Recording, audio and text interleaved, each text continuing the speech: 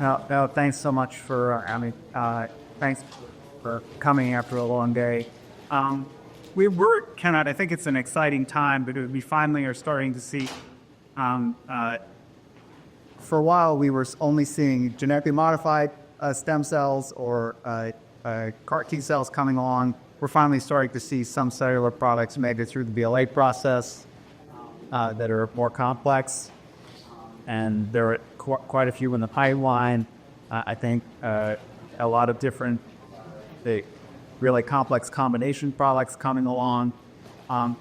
The Regenerative Medicine Advanced Therapy designation program, which we put in place in 2016, we're starting to see products coming along through that, making it through the process towards licensure. And so I think it's a really exciting time to the field. I think from our perspective, whether it be purely cellular therapies, generative modified cell therapies, or gene therapies, really a lot of progress at this point. We're trying to do what we can to help move those forward, and I'll say a few words about that in a moment. We're also trying to actually adjust some of the regulations that we have for the cell products that we have right now, because people need maybe aware of human cell tissue products. It's almost like an all or nothing regulation right now. Either for products like skin grafts that are used on skin, which actually don't require any application to the agency, they're accepted under our tissue rules. And then there are products like Therapies, genetically modified cells, which everyone knows are regulated as like drugs or other full-blown biologics with licenses. But there's a lot of stuff in between, which is complicated to deal with, which right now has to be bucketed in either side. So things like allogeneic pancreatic islets, which in Europe actually are regulated with a very low level, like touch regulation, here are regulated as full-blown biologic products. A little bit considered anti-innovation. We're starting to try to address this. Early stages still, but we'll try to have a framework that helps move that along, makes it easier for product developers, and yet also make sure that the products that are reaching the market are actually safe and effective. Part of our goal of doing this is that if we have a more fit-for-purpose regulatory pathway for cellular therapy products, we'll actually be able to clean up Dodge more easily. Right now is very easy. There are a lot of stuff laws out there, people selling products as accepted products, ones that don't need to have a license, that actually really should have a license based on our current rules. Things like stem cell therapies for all sorts of things, everything from autism to Alzheimer's to you name it. I'm just starting the A's. We spend the rest of the day there. And these places are very hard to get under control with our current system. Whereas I think if we were to have a more comprehensive one, where it's actually easier for true product developers to get their products through a more risk-appropriate path, we might be better off. So we'll see where that goes in the next couple of years. But hopefully it will help product developers both think through. So, Peter, can you talk about some of the initiatives that you basically included the recent guidelines that will help the sponsors in new ways their products? Right. Right. So I was going to just move into that. So we have a variety of programs that we have guidance out on various expedited programs, the helpful things that people at starting from the beginning of development. I'll start from the very beginning of development on through the more advanced pieces of development. For novel products, we have a program called the Interact Meeting Program, where people very early on can come in and talk with us and get regulatory advice that's non-binding. It's not like what we tell you is you must do, but you come in with just once you have a product that a firm product concept, we can provide information on what would be needed for non-clinical development, manufacturing, or first-in-human studies. So this is a meeting that happens even before prayer. Pre-establish before pre-IND meetings. It doesn't count against your pre-IND meeting. It's a way of just getting some very early feedback. Sometimes it's very helpful for some cellular products. People don't even have a good sense of what we need the toxicology studies.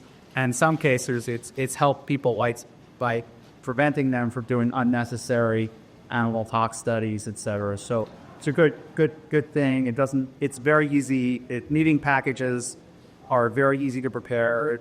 Our website says how to prepare, but they're basically, they're not big pre-IND submissions. They're smaller. Almost more like small brand proposals, and full page, right? Things, issue that's set. That's very early on. Then obviously we have our standard regulatory meetings that we have pre-IND meetings and other meetings as people proceed through the process. We do have designation programs that are specifically for regenerative medicine products, cellular therapies, regenerative medicine advanced therapy designation. It's really tailored for regenerative medicine products because the bar for receiving this designation is not quite as high as it is for Great Peak Therapy designation. One simply has to show that one has a product that has the potential to fulfill an unmet serious medical need. And we're pretty liberal with what we say serious medical need is. No, it may not be. No, simple acne does not qualify as a serious unmet medical need. On the other hand, chronic osteoarthritis actually does qualify as one, but it limits somebody's ability to go about the activities of daily life. It potentially is serious. So that program allows one to get this designation. If you get designated, you have all of the same things that breakthrough designated product gets, which is increased meetings with the agency, attention from senior managers, which is to be underestimated, and all the use of all of the expedited programs, be it fast track, priority review, accelerated approval as appropriate. So those are helpful. And then increasingly, it's not yet for cellular therapies, but we've done it for a couple of gene therapies in pilot format.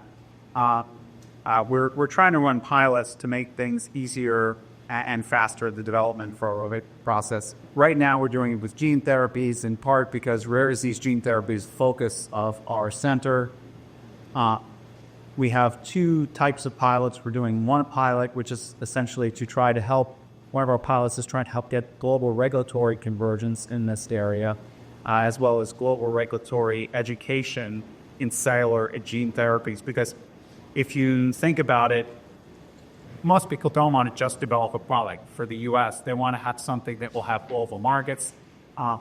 There is tremendous global medical need. There are also tremendous markets out there in the Middle East and also even in Africa for many products. And if we don't educate those regulators, we won't be ready.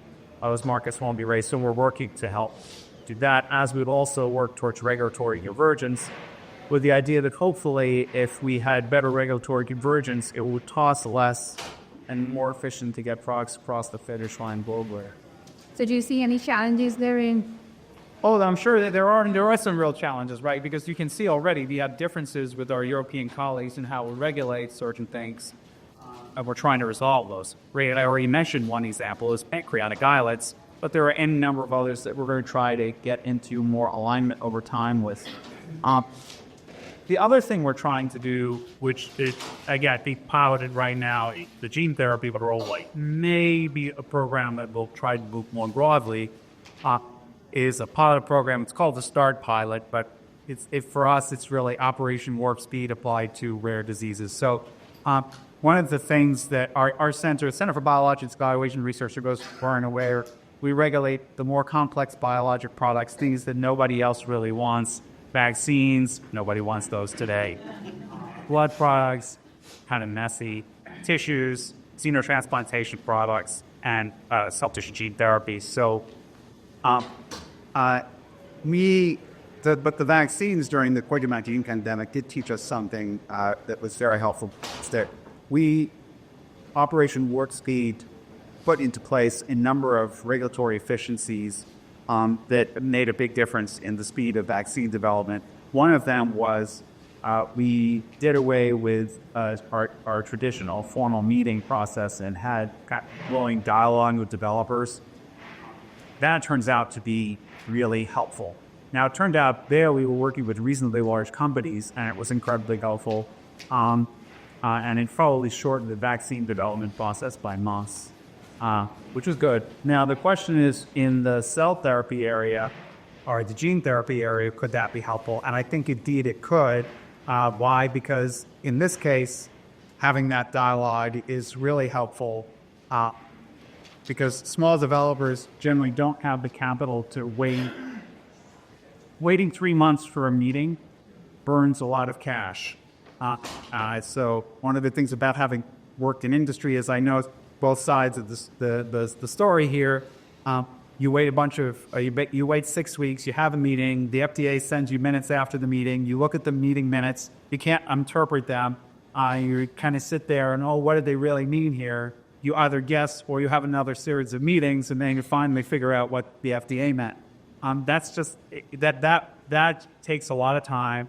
And so this pilot that we've run is the idea is you don't do that. You just send in an email or call the project manager. We have a live dialogue and we come to resolution. And if there are follow-up questions, instead of waiting 4 to 6 weeks to get them answered, they're answered within a day or two. We're doing that right now, our pilot program for 4G rare gene therapies. If that pilot, which is being evaluated by an outside consultant, turns out to be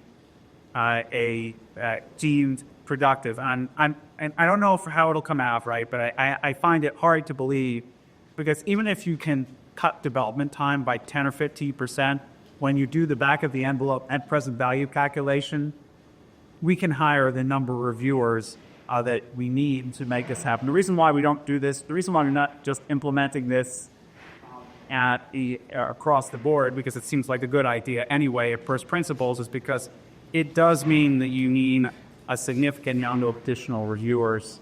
Not an incredible number, but it means that if our current review staff have to grow by 20 or 25%, that costs millions of dollars. We have to justify that. So hopefully with that justification, we'll be able to take that program and expand it. I think in the cellular therapy space, it would be really helpful, because cellular therapies, there are questions come up, and part of the problem is that gene therapies are easier generally in some ways because there are only so many degrees of freedom. When you take cellular therapies, then you take a cellular therapy that someone putting on a scaffold, the scaffold might be laying in with some slow-release drug so you have now a triple combination product. Those things could use a lot of input, and so hopefully we'll be able to get there and do the same program ultimately. Right now, we're trying to do our best with providing timely feedback, but these kinds of complex combination products are ones that are becoming a reality now. So while this pilot program is ongoing, but in the meantime, how do you balance the patient's safety, but at the same time making sure that the innovation keeps moving forward in a timely manner? Yeah, so we're trying to work with sponsors to put together development programs and make sense that don't require unnecessary steps. I think one thing that's been very helpful is over the past couple of years, we finally moved away from that. There used to be a real strong preference for, placebo controls or randomized trials. I think now, as long as we feel comfortable that we're going to be able to see an outcome measure, be it a biomarker for a clinical endpoint, we're willing to have single-arm trials. And in part, for some of these cellular therapies, you're hoping to make the kind of difference that you shouldn't need a microscope for, right? The truth is that I think in the terms of what people are looking for in terms of value creation, if you can't show that you're making a big enough difference that after a certain number of months studying it, you're able to measure it either with the change in some laboratory value or in change in how someone feels punctured at your eye, there may be issues there. Like a good example here is you can imagine, right? Why would you need a randomized controlled trial if you have a neobladder, right? It cells on scaffold to replace basically as essentially a cell on our scaffold to replace a bladder in somebody who requires a radical cystectomy so that they can be continent again. You don't really need a randomized trial. You basically just need to know how long the cell you put it in, and does it work? Does someone egg urine? And how long does it last before it gets into problems? So that's the kind of attitude we're trying to take here, and allow trials where in some cases we'll allow things to go through. One of the things that regenerative medicine advanced therapy designation allows us to do is to give something an approval based on the relatively smaller number of patients, and then just say that to transition that to full approval, we can either just follow those patients for a longer period of time or just follow additional patients. And hopefully that will allow us to get more of these novel therapies across the finish line. Because, and again, we're getting better with this. Cell therapy is just challenging. I think one of the things that the cell therapy field that's learned is that everyone kind of thought that cellular therapies are going to be first, and then we have gene therapies. It turns out that it's actually easier to make, I think in some ways, gene therapies than cell therapies, because with gene therapies, the gene that you add, for instance, in a CAR T cell, drives that cell do what it needs to or you want it to do. The problem with cellular therapies is that cells, without something that is driving them, right, they tend to do what they want, right? It's like the Harvard rule. Cells just do what they want to do, and you try to make them do what you want them to do, which brings me to the other piece of advice for product developers in this area, is that as painful as it is, getting manufacturing under control very early on in the development process is something that is really key. It's something that our CMC reviewers are really very willing to work with people on extensively early on. We've had that work as working groups and with industry, because one of the largest problems we see over the past decade with cellular products is somebody makes the cellular therapy product. They study that cellular therapy product made by perhaps a contract manufacturer. They get really nice results. They get all excited because we tell them, hey, this is great study. You just do one more study that pivotal study is gets you to market. They have a different contract manufacturer make the product. They do a trial, and oops, the activity went away. And eventually they figure out what the critical quality attribute was that they lost. But they also lost 2 or 3 years of time. And with that, oftentimes commercial, they are no longer commercially viable because they just lost too much in the way of development time and money. So spending the extra time, you'll hear us talk a lot about finding either a critical quality attribute or a potency assay for products.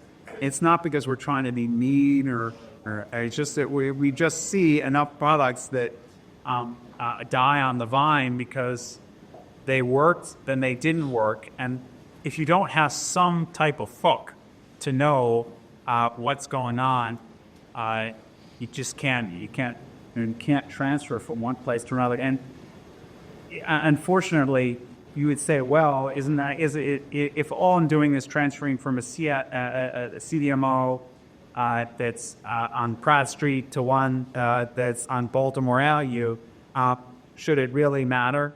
Just going cross town? It turns out it doesn't really matter if you're going cross town or cross country. There's problems. It's similar problems. And in some cases, it's turned out to be as silly things as actually just ion concentrations in deionized water. Or ostensibly deionized water. It's crazy stuff, but you just have to have my hook on that. Yeah, like Peter, people feel. Sorry, I'm calling you. And see, it's calling you, but that's what people call me.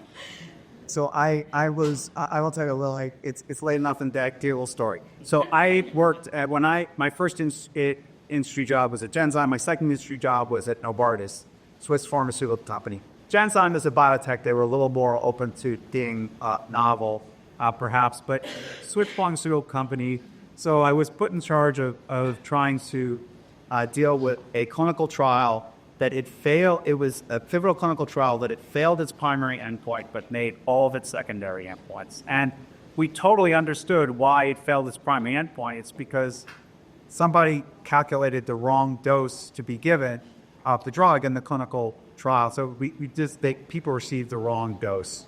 And so basically, the question was, we're going to go back and start a whole new phase 3 clinical trial. And so I kind of raised my hand and said, maybe we should go talk to the FDA about this and just ask them and explain to them, we know what happened that was wrong. And we can ask them if we can,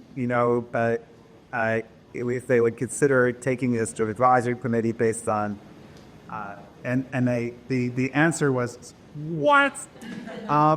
But thankfully, because of a number of circumstances, they eventually let us do that. And it actually turned out that it actually worked out really well. The drug actually got a regulatory approval. People got their bonuses. We're happy. But what I would suggest is that at least, I can say this in our center for sure, and I think it's also true in other centers as well. There are no stupid questions to come to us with, I think. And we'd much rather have people come to us early on and ask us questions. You can even challenge us some. Just do it politely, don't off aims. But people really value the conversation. I would encourage people to come early on, especially with very novel products, for two reasons. Because sometimes with really novel products, it's good because you get feedback, but it's also good for us because we start to get an idea of what we're dealing with. Because in some cases, you may have a technology that we've never seen before, or we might have only heard about in a lecture hall or a meeting. So it's really worthwhile having those conversations, and we really don't bite. The people working, especially in the Office of Therapeutic Products, I think are generally really open to whatever questions they are. So, Peter, do you want to give some examples where, company came, some success stories where people came in early, you worked with them, and that really helped them to move faster versus a story where they left without naming next? I know, but I would say that without naming names, and this just dates back several years ago, but for the original, right now, chimeric antigen receptor T cells, the autologous chimeric antigen receptor T cells, those are kind of like old hat now. They're just now that we just approved another CV19 CAR T cell. But the original ones were quite complex to deal with because there was a harvest that had to occur by one group of people, generally blood bankers, doing apheresis, who handed that off to get shipped to a manufacturing facility, which then purified and expanded the cells, that got handed off to the people who transduced the cells, or at the same time blew them up, then formulated them, and then it had to get handed back to a clinician. We worked a lot with some of those product developers, and more than one, to help figure out how to ensure that each of those steps happened, that the right characterizations occurred, so that at the end there was the lowest rate possible of rejection of lots.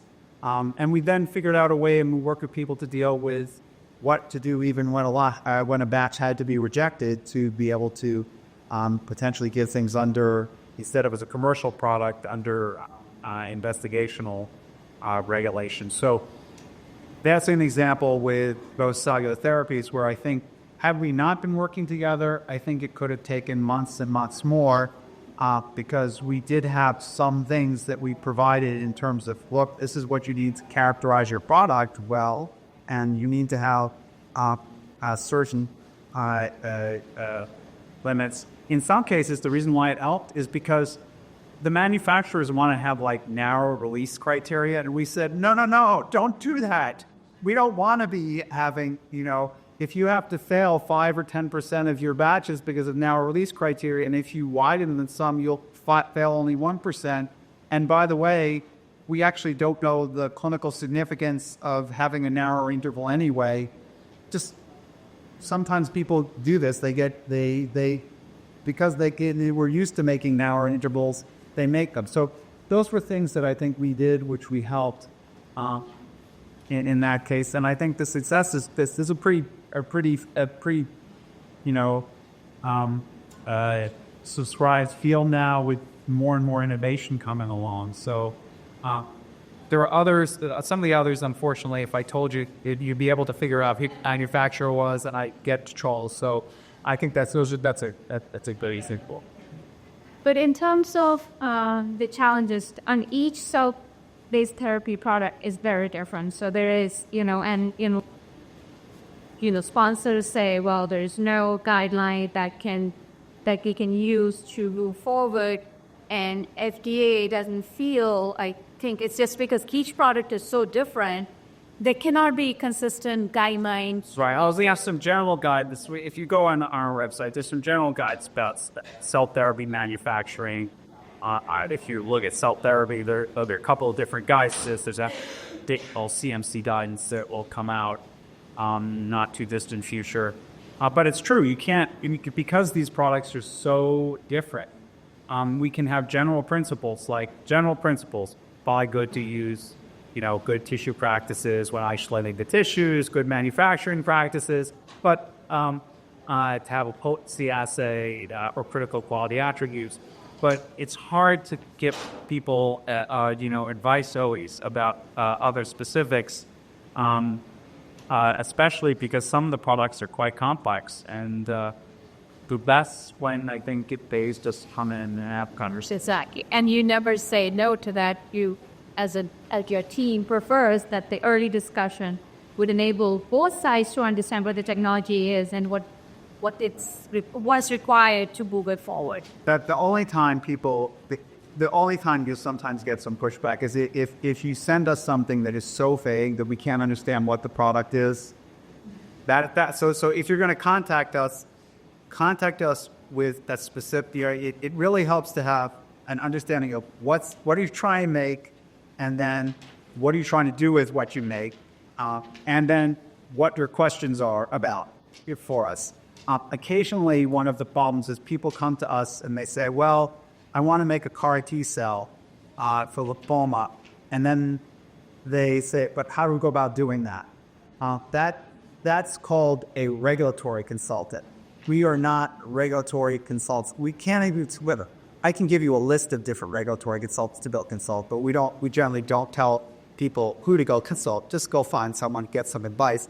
And then you come in and say, look, we want to make a novel CD19, CD22 CAR T cell where we can actually inactivate the cell with a small molecule if necessary, if it turns out that there's too much toxicity.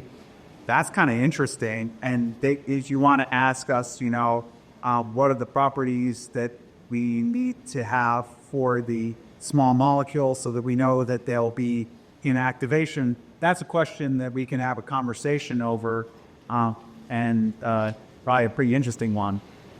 So those are the kinds of things. And so it just helps to have, a good idea that alternatively, some people have platforms that they're working on, either a manufacturing platform. We've had people come in, for instance, with cell therapy manufacturing platforms. There might be ones you might know of, self-contained manufacturing platforms that come in to us. And there, we're very happy to hear about those because we learn a lot about them, and we're able to provide some feedback in terms of what we like to see in terms of controls, et cetera.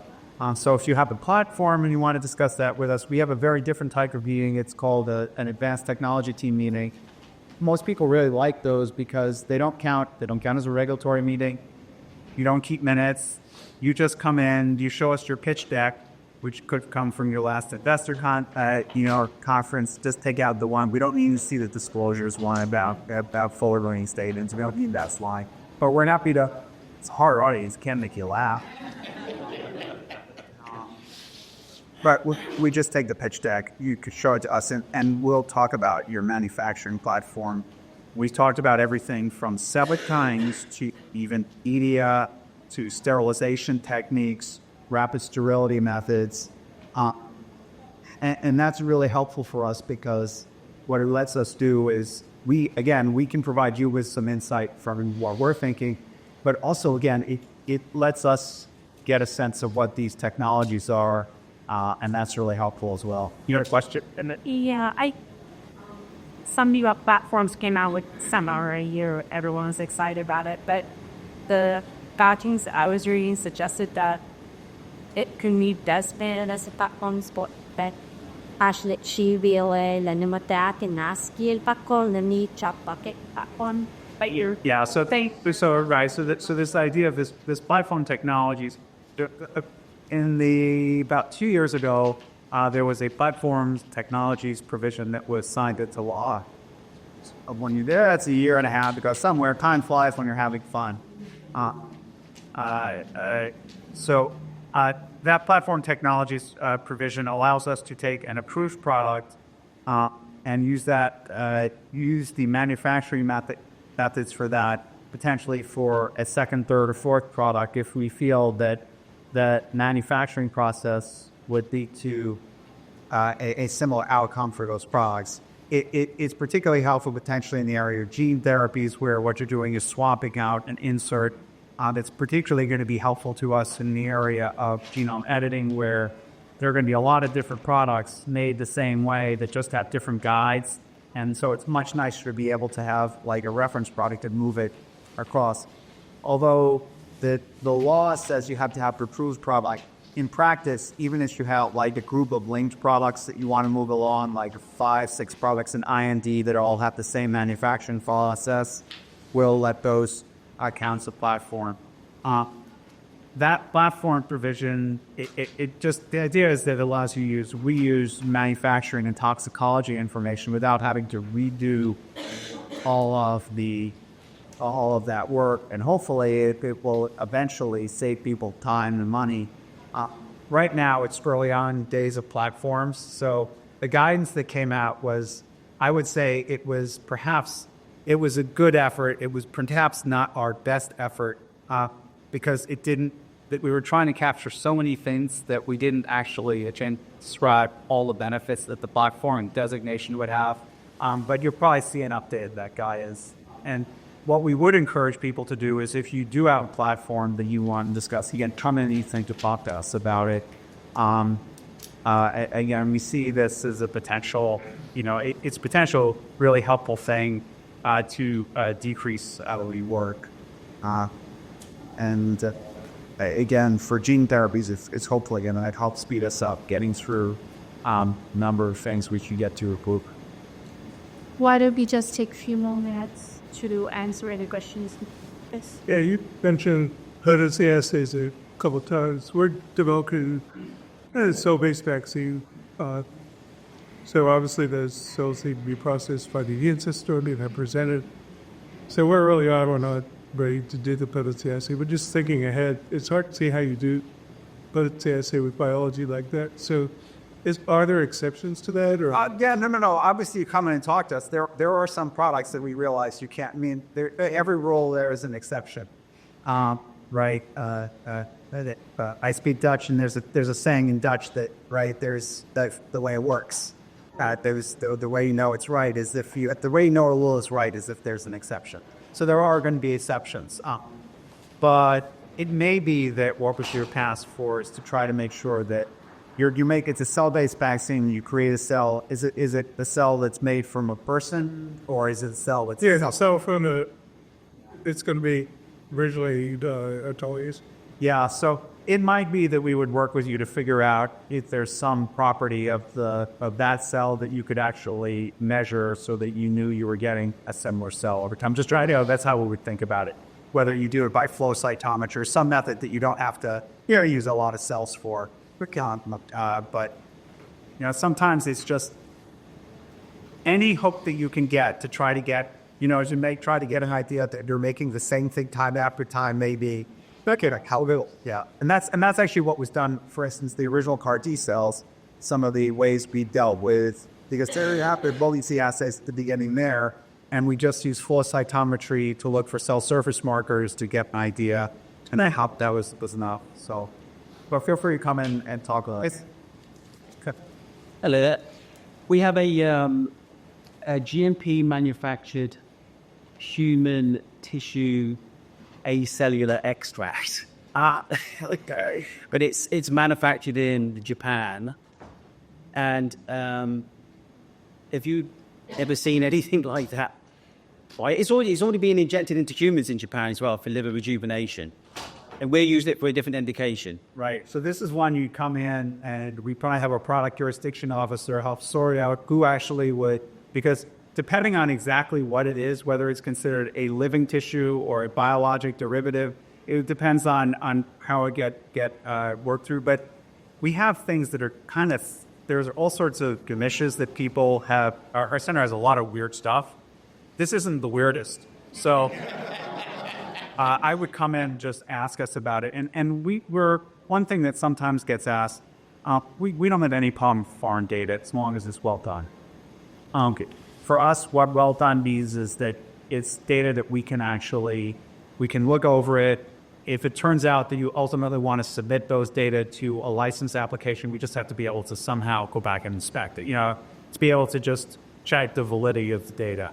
There's a reason we do inspections like that, why we decided we need to do that over time, is because it turns out that it's not very frequently, but a few % of the time when we do that, we find stuff that's troubling. Fake data is never good. But most of the time we're dealing with foreign countries. It's just a matter of making sure for us that there's an audit trail that we can follow. But we're happy to see Japanese. And we just do that through online. We just contact you online. You would contact us. You could ask for that matter, if it sounds like this, you might have a place that's a good interact meeting, that you would put the information together and submit a package in your recipe. How do we make it from? You might have the data from Japan, and you might say, what do we need to do to make this here a study or something like this? Thank you. Does the FDA have any recent guidelines on preclinical tox testing on, say, non-human primates, especially post-COVID, the availability, costs? So, when would they consider giving a waiver, looking at other models? Right. So for everyone who's not familiar with this issue, non-human primates have become a real challenge. They're become very expensive, hard to get a hold of, and they're holding back some development programs where you need to get a non-human primate study because there's a long waiting list and it's really expensive. Charles Ritter, everyone's trying to make these things happen. Come in and talk to us because we are in this situation that we're in. There are sometimes we will end up having to say, we have to have some non-human primate studies. But we're trying to avoid that. And sometimes we'll say, if you have two rodent species, occasionally we use rodent and dog or rodent, rabbit and rat. Just come in and talk with us because we understand the issue and we don't want to have these held back. The other thing, sometimes we also realized that we were asking, for a while we were asking, this dates back a few years ago, we were asking for non-human primate studies of CRISPR constructs. Now, a non-human primate study of a genome editor to a human gene, it didn't make any sense, right? So what we were testing was the toxicity of the construct, but not actually a lot more. So we're trying to be more sapping than that now. Because I'm told you shouldn't be going to the FDA with that excuse that it's expensive and it takes longer. But you're not gonna don't go with the excuse that it's expensive. But you can come to us and say, well, we really want to try to find. We believe in the 3 R's. We want to reduce our use of non-primates, and so we're looking to see if there are alternatives. And as you can also use the fact, honestly, it is a valid issue that we are very constrained right now in what we can do for non-human primates, that we're very cautious about what we do. And can that be done through the FDA Interact meeting? Yeah, you could do that through the Interact. Absolutely. Absolutely. Thank you. Absolutely. Hi, I'm Micah Age with Critical Fact Institute. I'm first time seer. And I'm Dutch, so we can compare Dutch sayings. I just wondered, although all the cell therapy products are very different, there are some standardization opportunities in manufacturing. as I'm learning this space, from your perspective, where are some golden opportunities to kind of get some conversions around manufacturing that we can, pull together public-private partnerships or whatnot and just sort it out?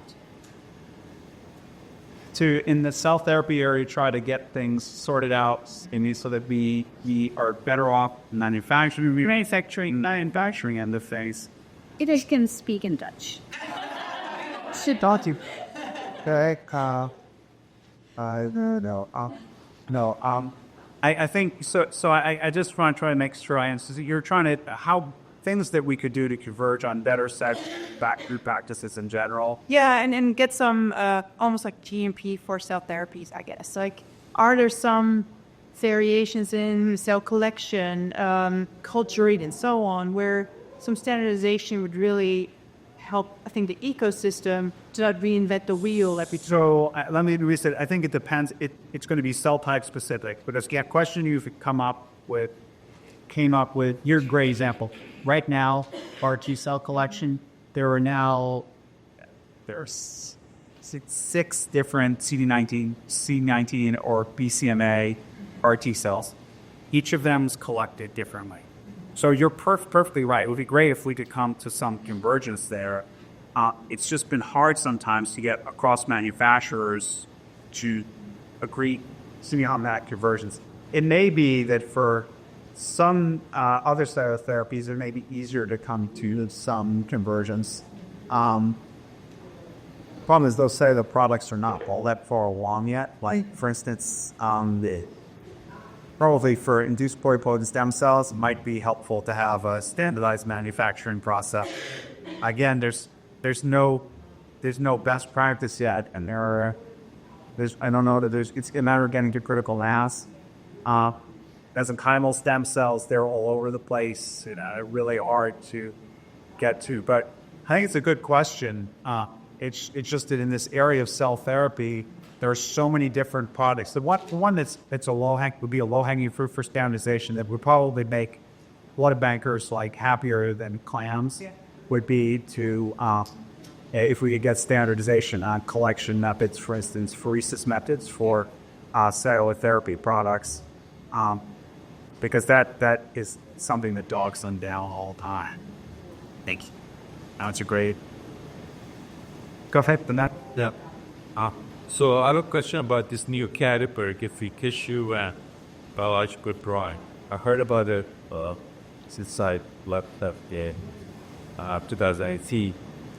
So, autologous MSC expanded for Alzheimer's. What could What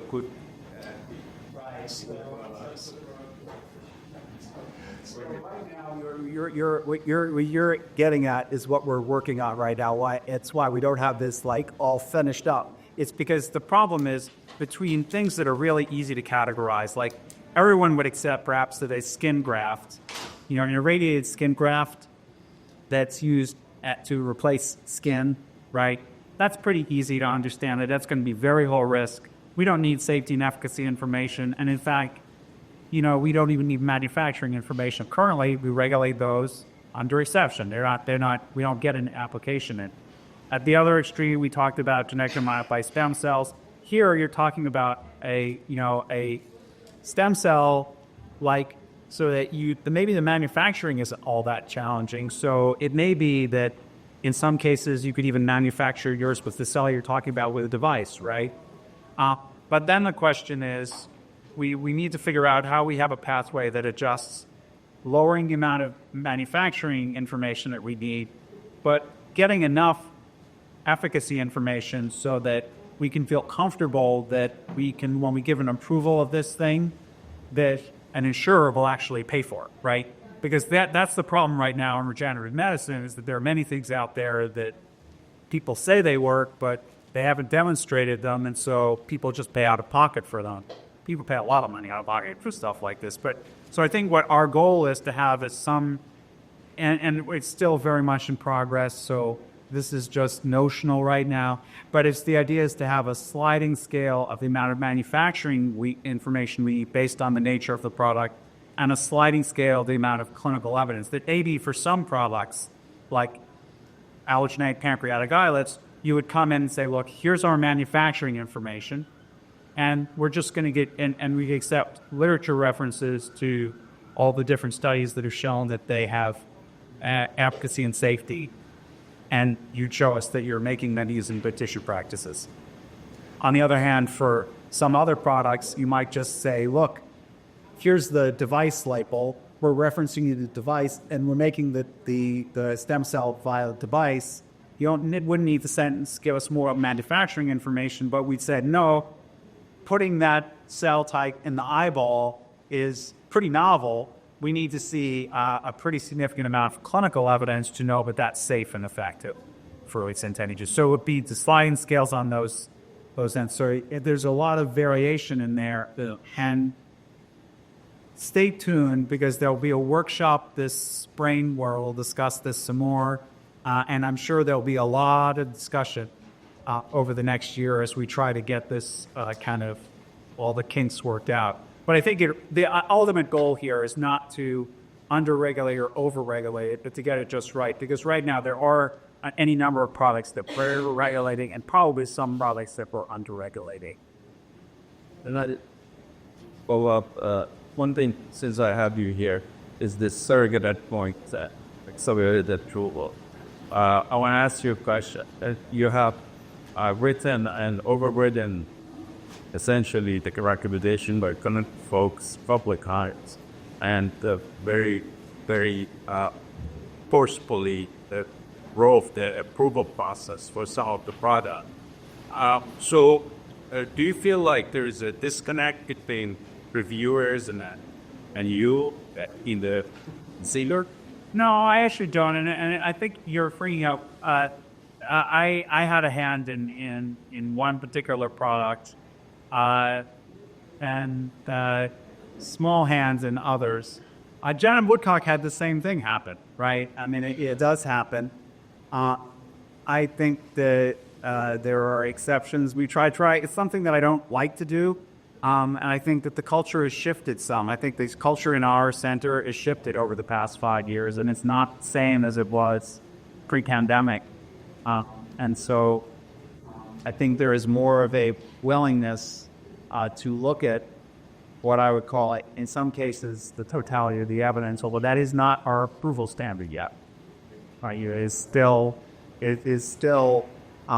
substantial evidence of effectiveness. So let me ask it. So looking forward, what trends do you see that are coming that will significantly impact the regulatory approval pathway for regenerative medicine the next few years? Yeah, so I mean, I think what's going to affect it, I think how we come out on this, where we come out on this kind of new sliding scale pathway, I think will probably make a difference here. The hope would be that it will be an easier pathway for some products. I think the other piece, will be a very concerted effort by us at the agency to try to provide a regulatory advice for those in this space, because we understand this. These are really complex products, and they're not easy.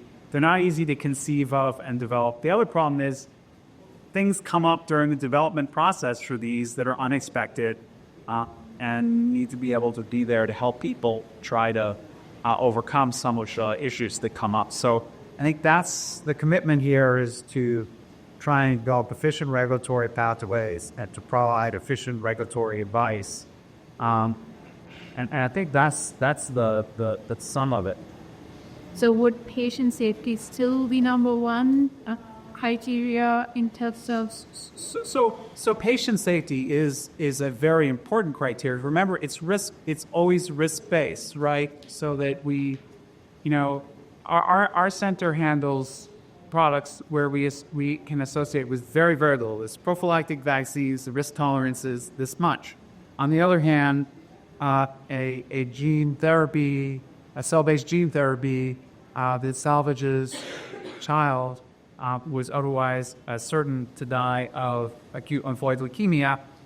We tolerate cytokine release syndrome and more and pretty serious side effects, because the potential benefits are there. So I think it really does depend on what the ultimate application is. In some cases, there'll be more risk tolerance. Some case less risk tolerance. We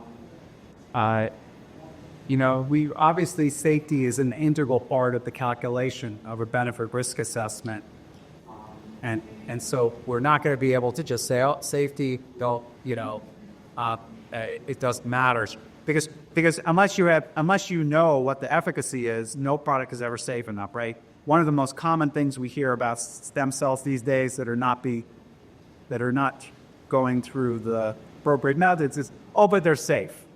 But the problem is that no product is safe enough if it doesn't bring any benefit, because occasionally we have issues where these stem cells are contaminated, and I could regale you with stories of contamination events that have been pretty bad. So they're not that common, but still, any adverse reaction, if you don't have any benefit, it's not good. So I think we'll still care about safety, but hopefully will help our field to get more towards reproducing, getting efficacy. And as a person I'm trained as a cell and molecular biologist. My first work was looking at single cells moving on surfaces. Cells do, because they're really trying, they're hard. So I have respect for people working on cellular therapies because the difference is when cell-based gene therapy is the equivalent of full lasso around this neck. You need it around. Unfortunately, some of the cell therapies, it's a little more like having wild horses. They lead you, and you have to try to corral down. So I'm happy to try to work with people on that. Any other questions? I'm just curious to know whether cell and cell supernatant, it will get equivalent of treatment from in terms of FDA compliance and regulatory policy, or it will be just apple and orange? The idea here is so right now, supernatants are regulated generally as almost like drugs, right? And so I suspect that for the foreseeable future, they probably will be regulated in that way, either as traditional drugs or biologic drugs, depending on what they are, whereas the cell piece will be regulated as a cellular therapy. There are combinations that we see where people want to give back both. And sometimes, again, there are sometimes that we're able to regulate them almost as a single entity. But again, it depends. It very much depends on the exact products. You have to come and talk with us. Yeah, because sometimes self-supernatant we can consider as a biometrics or like as a scalpel. But we have to. That's why each product is individuals. So, one quick last question. You've been giving a lot of insights and guidance to the audience, but if you want to leave this meeting today with one valuable advice for your audience, what would that be? Yeah, so I think probably the best advice I could say is that cellular therapy is extremely exciting field. I think we are here with you to try to help move this field forward. And I think please do come in, use us. We can provide insight. Oftentimes we see many different programs. We can't tell you about all the different programs that we see, but we can use that knowledge to help provide you with advice. And the hope is that, I think the culture change that we're trying to have in our center is to kind of share some of the excitement about the novel products, because our goal is to actually help get things to people, to help them, not to be essentially a wall that prevents products from getting to people. That's fair, John. It's actually to help court battle that's gets patients. So use us and partner with us in that regard, and don't be afraid to come speak to us. That's a value, because that's the cultural shift that you're talking about in your center is many people are still not aware of. They're still very scared to come and talk to you. And I'm glad you're talking about it. I'll see the head of our Office of Therapeutic Products, Cole Verdon, or a deputy, their division directors, they are. Culture change doesn't happen overnight. So I'm not gonna lie to you and say you'll get this from every last person in the organization. But there is an increasing change in this direction, and it's a little bit infectious because it's much nicer to come into work each day thinking about exciting new scientific things that you might learn and work on towards helping patients, rather than just figuring out how you're going to say no. And the fact that you are here talking about and making the audience laugh, I mean, they see Peter Mark saying like, no, we don't smile and pass. Hello. Oh, that's a cultural shift that you're portraying here, that, you know, there are people who are trying to help you to take your products to market. I say that the shift at the cast is notable in that regard. So the templates. Well, any other questions? No.